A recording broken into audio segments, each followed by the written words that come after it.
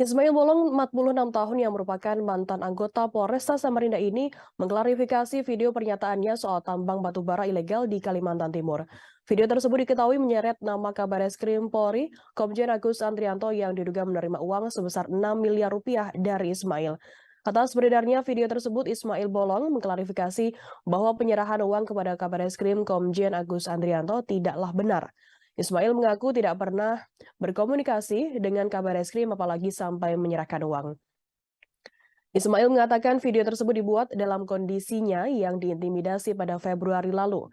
Ia mengatakan perekam video tersebut adalah anggota Paminal dari Mabes. Video itu direkam melalui ponsel iPhone milik satu dari 6 anggota Paminal Mabes yang datang khusus ke Balikpapan. Sebelum direkam, Ismail Bolong diperiksa di ruang Propam Polda Kaltim di Balikpapan. Ia diperiksa mulai pukul 10 malam waktu Indonesia Tengah hingga pukul 2 dini hari. Karena tidak bisa berbicara dan dalam tekanan, akhirnya ia terus diintimidasi dan dibawa ke hotel lantai 16. Ismail Bolong mengungkapkan dirinya diminta membaca naskah yang berisi testimoni penyerahan uang kepada petinggi Polri. Saat diintimidasi di kamar hotel, seorang bintara sudah menulis konsep apa yang harus ia baca. Ia bahkan diancam oleh Hendra lewat telepon akan dibawa ke Propam Mabes Polri apabila enggan membaca tulisan tersebut. Akhirnya konsep tulisan itu ia bacakan dan direkam menggunakan ponsel. Ia menyebut karena tekanan dan ancaman dari Brigjen Hendra Kurniawan yang saat itu menjabat sebagai Karo Paminal Propam Mabes Polri, Ismail Bolong mengajukan pensiun dini bulan April 2022 namun baru disetujui 1 Juli 2022. Sebelumnya Ismail Bolong menjadi perbincangan publik pasca video pernyataannya soal bisnis tambang ilegal di Kalimantan Timur beredar luas pada Minggu 6 November. Bahkan dalam video tersebut Ismail menyebutkan nama Kepala Bareskrim Polri Komjen Agus Andrianto yang juga ikut terlibat. Ia tampak sedang membacakan sebuah surat pengakuan yang menyatakan dirinya adalah seorang pengepul dari konsesi tambang batu bara ilegal. Tambang tersebut terletak di Desa Santan Ulu, Kecamatan Marangkayu, Kabupaten Kutai Kartanegara. Dalam video ia mengaku memperoleh keuntungan dari hasil pengepulan dan penjualan tambang batu bara ilegal mencapai 5 miliar hingga 10 miliar rupiah per bulannya. Keuntungan diperoleh sejak Juli 2020 hingga November 2021. Tambang ilegal di Kaltim tersebut disebut Ismail telah mendapat backingan dari Kabareskrim Polri Komjen Agus Andrianto. Diduga Kabareskrim membackingi kegiatan ilegal tersebut agar tidak tersentuh kasus hukum.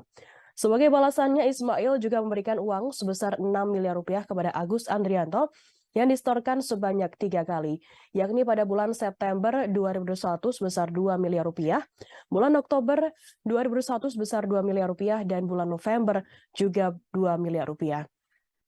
Ismail mengatakan uang tersebut distorkan langsung ke Komjen Agus di ruang kerja Bareskrim Polri setiap bulannya sejak Januari 2021 hingga Agustus 2021.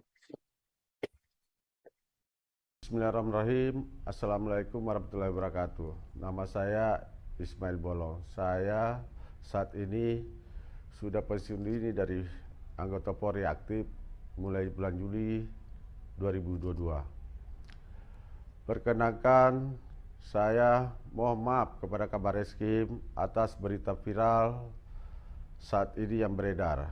Saya klarifikasi bahwa berita itu tidak benar. Dan saya pastikan berita itu dan tidak benar kita tidak benar apa memberi uang. artinya berita itu saya tidak pernah komunikasi sama Kabareskrim, apalagi memberikan uang. Ya, kita kenal. Dan saya tidak kenal. Ya. Kenapa baru viral sekarang? Ya saya kaget Ya. viral sekarang. Padahal kejadian, saya perlu jelaskan bahwa pada bulan Februari itu datang anggota Mabes Polri dari Paminal Mabes Polri memeriksa saya Ya.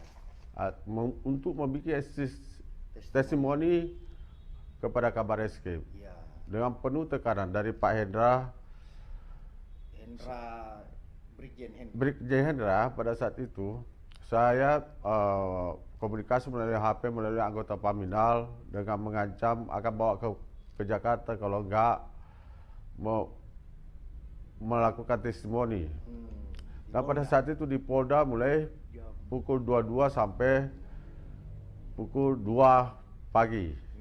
Habis itu saya nggak bisa bicara, tetap diintimidasi sama Brigjen Hendra pada saat itu. Dan Paminal Mabes akhirnya memutuskan bawa ke salah satu hotel yang ada di Balikpapan. Sampai di hotel Balikpapan sudah disodorkan untuk baca testimoni itu. Ada kertas. Ada kertas, sudah ditulis. Tulis tangan nama Paminal Mabes. Direkam. Dan direkam melalui HP handphone dari anggota Mabes Polri. Terus? Jadi saya dalam hal ini klarifikasi, saya nggak pernah memberikan uang kepada Kabar Eskrim, apalagi pernah saya ketemu Kabar Eskrim. Terima kasih sudah nonton. Jangan lupa like, subscribe, dan share ya.